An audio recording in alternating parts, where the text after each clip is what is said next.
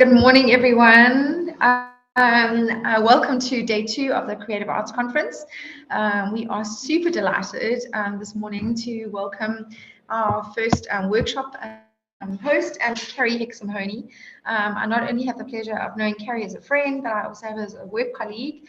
And yeah, she's an amazing individual. She's also the head of the Cape Academy of Dramatic Arts, and she's also currently the drama teacher at Rustenburg Junior, and a huge valued member of our staff, and yeah, talented in so many ways, even more than drama. So Carey, delighted to have you on board. Welcome. We look forward to hearing what you have to share with everyone this morning. Can you hear me? There we go. Yeah. Hi, Carey. I can hear you. Morning. Hi. Yay. Yeah, so over to you, Carey. Lovely to have you, and we look forward to hearing what you've got to share with us. Thank you so much, Pam. I hope everybody's comfy and has a nice cup of coffee. I just got one delivered to me because it's a little chilly this morning, but we'll warm up. I believe that everything's been going so well this morning and yesterday. So nice to be in this space. Although I do wish, fingers crossed, that we can do this live one day face to face so that we can really engage. We had exactly that discussion yesterday, and I think especially that we've had such amazing interaction on screen, and then afterwards the conversations that carry through from that, and then you wish that you were in a room full of people that you would be able to share that with them and actually go to that individual and just comment. But as we're saying that, we have got a chat box on the right of your screen, and so please pop your questions in there for Carey, pop your comments in, anything that you want to say to her, that you want to ask her questions about. And then also the session is also recorded, so you can go back and watch it afterwards, and also share it with any of your colleagues or friends or anybody that I know it's going to be a great message. So I'm going to hand over to you. Thanks so much, Pam. Okay, so I think I want to start the ball rolling with this idea that the past 2 years have been all COVID frenzied, and I think what we've lost is our connection with our audience. And for me, I know, like many of you, that is a major problem. It's almost like our audience is our friend, our confidant, maybe somebody that we bounce ideas off. And suddenly for 2 years, we've had none of that. And it really doesn't sit well with me. I feel very angsty about this subject. And now that we're getting out of it, I feel like we've got to just throw those proverbial masks away and just get into it, back into it. Find a place in the classroom that is enabling these kids to showcase their work. I'm not just talking about little children. I'm talking about the whole way through school and beyond. We've stopped doing that, and it's become this kind of, like I said earlier, about connecting to people face to face. It's the same with an audience, and I feel like we've lost that. I'm sure lots of you agree. So the first thing I want to talk about really is that there's a relationship with an audience. There's give and take, and that give and take is so powerful. As I've already said, we connect with them, but we share. We've been sharing since time immemorial. Human beings are sharers. We like to tell stories. We love people to listen to us and engage with us. And I think what we've also lost is a bit of school community over the past couple of years.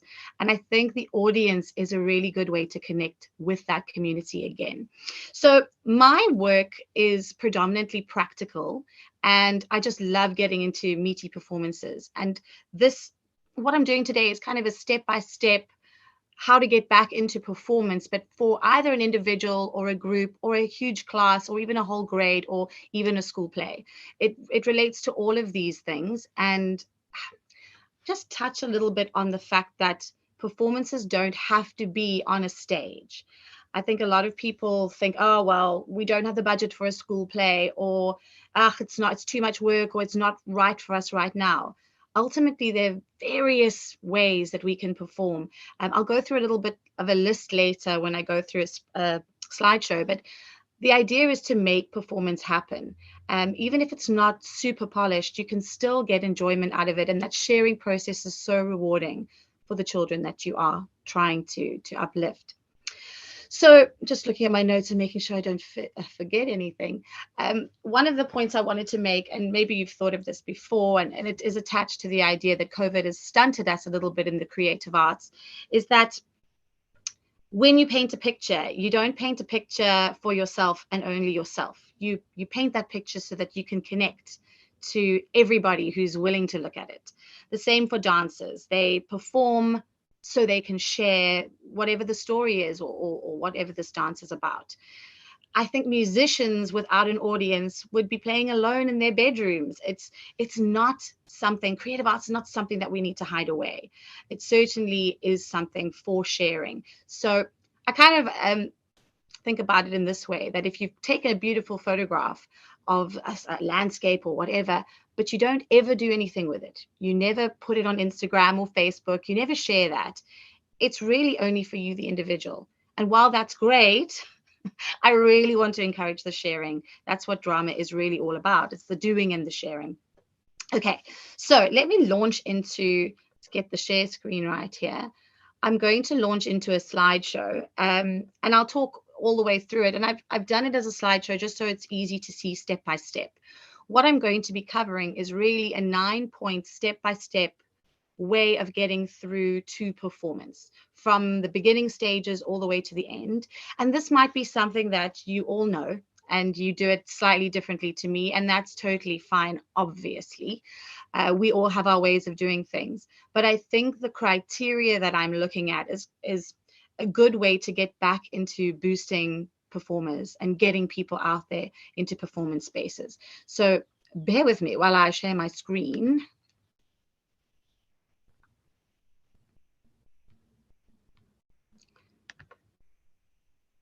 I'm only a little bit tech savvy, not very tech savvy. There we go. All right. Okay, so you can all hear me, I hope. All right, so first of all, I've already discussed a little bit about the understanding of the relationship between the audience and the performer. And just to recap that very briefly, the audience can be a friend, a confidant, a sounding board, and a community. And it really does help to build that community. There's definitely a relationship. It's like having a friend, right, to bounce those ideas off. And COVID made us miss our friends terribly. So this give and take, this relationship from both sides, allows us to connect and to plant the seeds of ideas, to involve people, to share, and also to inspire. Whenever I watch a performance, I'm unbelievably inspired by just things that I didn't think of before. Moving on here, this is a little list, an idea list that I put together because I really believe that performance doesn't only have to take place on a stage, as I said. So obviously we've got school plays. We can put on those school plays if you're lucky enough to get a great budget. Work within your budget, obviously, and put something out there because parents love to watch. So that's number one. But if you don't have the budget and you don't have the means to perform school plays, maybe it's a time constraint thing, maybe you just don't have the space to do it, then school festivals are a really cool way to do it. They're usually inexpensive. They're usually at big national theaters, so you can slide in. The children feel so alive being on those stages. It's such a pleasure to watch them grow on a big stage, and they're getting to see other performances usually as well. School assembly I've put here because this is a space where we all get together. You've got a captive audience. Why not introduce the idea of having a little skit that is polished, something that they're working towards, maybe it's poetry recital, whatever it may be, slide it into that arena where you've got the rest of the school there watching and wanting to be entertained. Something that we do at Rustenburg within the sort of it's more music than it is drama or dance, but occasionally we do have dancing. There's a break time arena where children are eating and playing, but they also have the ability to watch at the same time. So either do it in a space like your school hall or go around the playground doing, little spontaneous performances and see the crowd that gathers. It might be interesting. It's a lovely way to share, and I don't think people are tapping into that. Our break time performances are usually music, and it's usually formally in our school hall, but that doesn't mean it has to be that. Let's get creative. I really am into that idea of growing this creativity and being spontaneous. Move around the school, make it different every time you do it. And it might appeal to different grades. You might be aiming something at a specific grade, or maybe you want to do a little showcase outside the staff room for the staff. It's really up to you. I think that the bottom line is, let's do it. Let's get there. Let's get performing. Then the next few are a little bit more formal in terms of the event types. I'm going to jump to the bottom, which is a studio showcase. And that's more for little groups, maybe if you've got your own private studio, or whether the school has a drama club, something like that, where you could do a showcase and invite selected parents, maybe the parents of the performers, or if you have a governing body at school, maybe you'd invite them along to watch. Then just joining on to that are parent evenings and other school events. So give an opportunity to your learners to entertain or break the ice at the beginning of one of those events.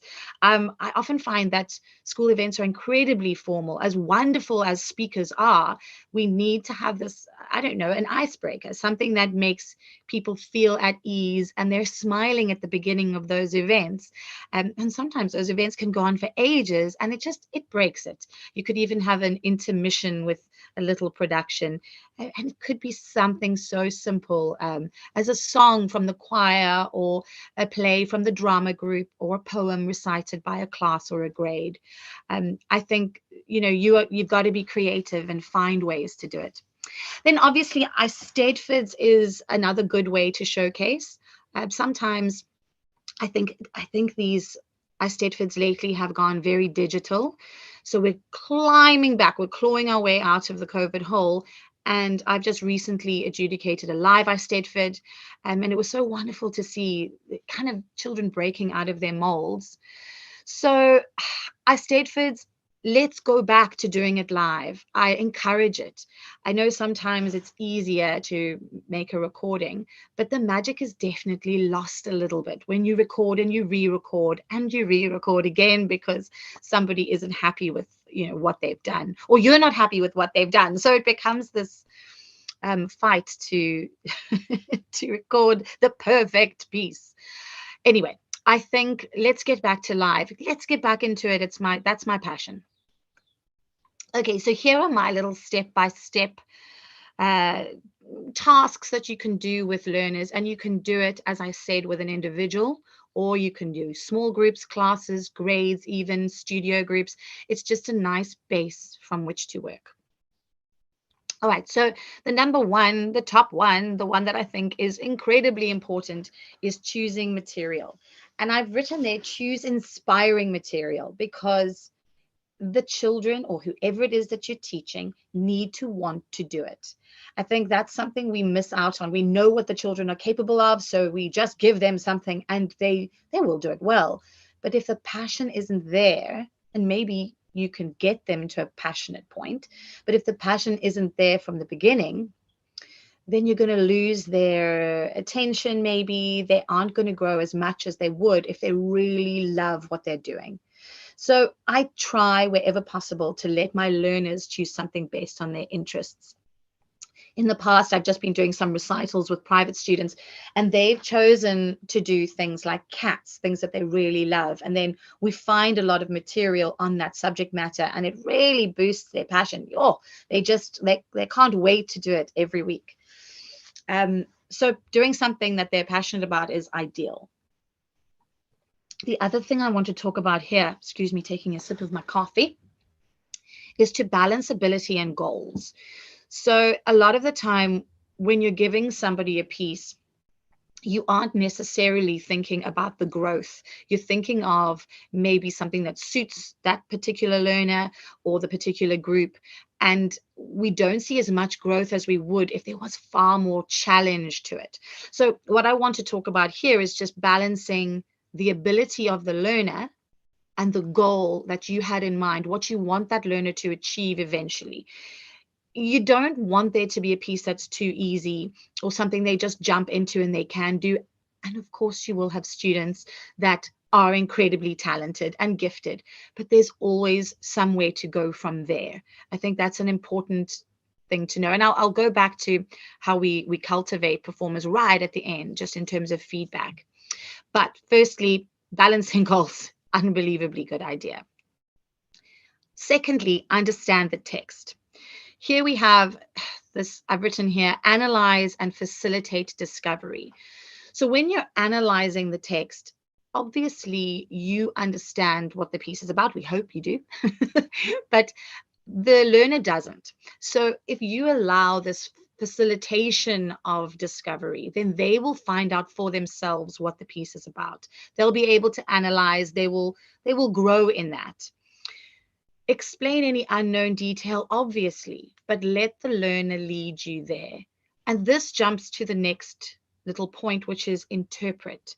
So the interpretation of whatever the piece is needs to come largely from the learner. You can guide them, of course, but finding a stance, discussing that stance, how are we looking at this? How are we interpreting this? What message do we want to pass on to our audience?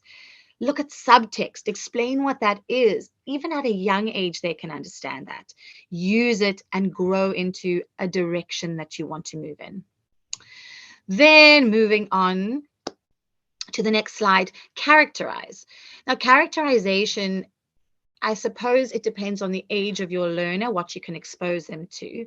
And I'm not suggesting that we go big on Stanislavski or, any other theatre practitioner, but I do think little characterization tasks, maybe exercises, things that will get them to open their eyes about characterization are a great idea. But remember that it must be evidence-based. Encourage your learners to be little detectives and find the information in either the passage that they're performing, or maybe if it's a workshop production, think about all the evidence you've built in to create a realistic, very believable character that they can just offer the truth of that character when they're performing for an audience. Also, please remember that we need external and internal characterization.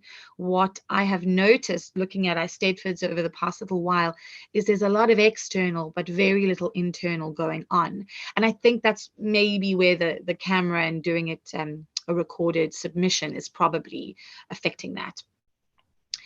I also want to talk about point number 5, that is the floor plan.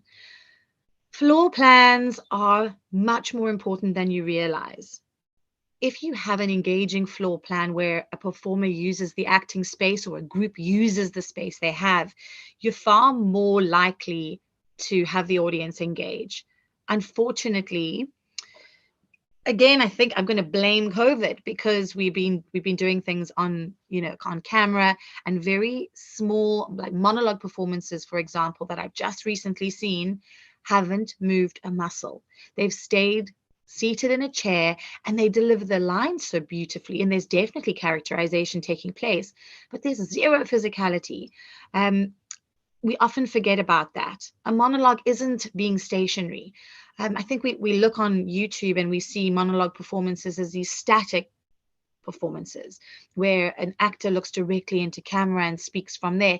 That's not necessarily what we need in terms of the acting live performance space. So theater needs movement. Please move. Unless your character's in a wheelchair, we need, and then they can wheel themselves around, I suppose. I would always recommend you use the available space. Sometimes it's smaller than other times, and use stage directions. Get your learners into the stage directions where appropriate. Please note that the motivation of the movement must be there, and that comes with your interpretation and how you've analyzed the piece that you're performing. So if it's motivated, if the character knows why they're doing what they're doing, then you've won, and it's going to be interesting and engaging for the audience. Now, you might disagree with me on point number 6 here, to put speech in here, but I quite like the idea of attacking speech aspects after you've already analyzed, characterized. You can try and milk your way into a really, really good speech attack.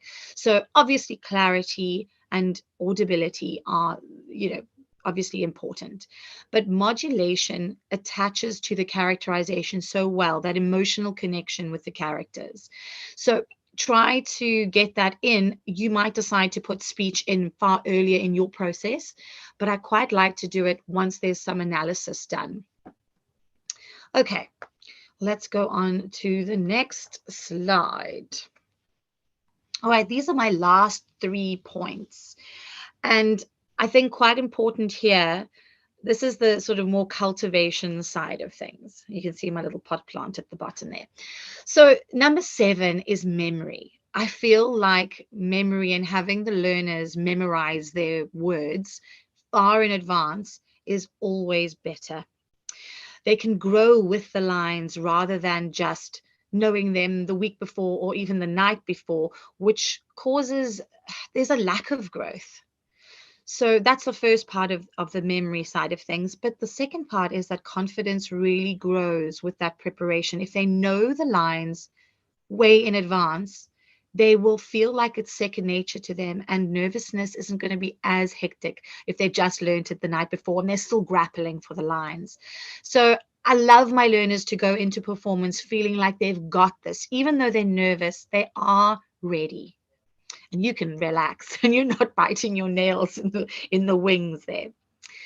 Point number 8 is spontaneity. And this is that gutsy timing thing that we want. We want the performers to be performing as if it's happening for the very first time. And what I generally tell my learners is to live in the moment. When they get on that stage, they are that character in that moment. Engage with the people around you, react to the unseen characters if there are some, react to your peers if you're acting in a group, but do it as if it is in the now. Spontaneity is often lost with over rehearsal. And that doesn't mean that they've over rehearsed their lines. It means that you've milked and milked and milked and milked something that is way past, perfection or readiness. So yeah, encourage the spontaneity, and you can do that at several points through the process. Just remind them to engage. But I have it right at the end of my system, so you can pop it anywhere really. The last point, and I touched on this earlier, is growing the performer, the individual. So I've put a little pot plant there because I'm going to give you the analogy of growing a pot plant, growing your performer. Your performer is the pot plant. So first of all, in order to keep the plant growing, we need to give them constructive criticism. We need to tell them where they can grow, the weaker areas. But it's so important not to just knock, knock, knock. It's important to praise as well. Find the things that they are doing successfully, even if they are small areas, because I equate the praising to the watering of the plant. The plant needs both food and the water. So you've got to keep a balance of your praise and critique. Something that a few years ago, I got into this attitude where I was like, no, I'm so tired of saying the same thing over and over again, and the learner's just not getting it. I'd like to push you, and I push myself always, to keep going with those ideas. If there's an area of weakness, keep highlighting it. It's not to flog the dead horse. It is to say, I'm still with you. I want you to grow so much that I'm going to keep at it with this particular point. And the last little point, and this kind of goes hand in hand with pushing the weaker areas, is sometimes you need to show your learners. Get up onto the stage, get into the acting area, and let them watch you do what you think they're doing. Give them options. Sometimes, okay, we can do it this way, or we can rather try something new. How about this? And give them an example of something that could change what they do. The idea is not to have them copy you. It's to have the penny drop in a visual and audio way, so that you're not just telling them instructions and directions. You're actually giving them an option to check it out for themselves and say, oh, actually that worked better. All right, so those are my 9 steps. You can obviously go back to the spreadsheet slideshow, and you can go through them again once the recording is complete. But my main message is to get back into it, get with the program, make it happen, and step up. Thank you, Carey. You've inspired a lot of people. We had 90 people in the session with us, and hopefully you can see the comments on the chat on the right-hand side. There are a lot of people some that are working online, some that are teaching drama online, some that are new to actually teaching drama as a subject. So, Carey, if okay with you, I've already actually offered to share your slides. No, I do hope it. that's fine. Absolutely. Sorry. No, I said that's absolutely fine. And I'm loving reading all of these messages. Oh, Yeah. yay. Yeah. No. So Oh, thank you. and Carey, the way you teach and the way you it came across so fantastically on your presentation and just in your words as well. So we'd love to share this slide. So we will do that. We'll pop them into a link in the chat underneath this session, so everybody can go back and access them. So thank you, Carey. Happy Saturday. I know it's a busy Saturday for you. It is. Now I'm going to go to a baby. What a baby shower. My gosh, my sister will kill me. It's a hen Hopefully party. that'll come soon after the kitchen tea. But have a lovely day, Carey, and thank you so much for being here. And yeah, thank you for sharing again. Lots of love. Such a pleasure. Bye. Thanks, everyone.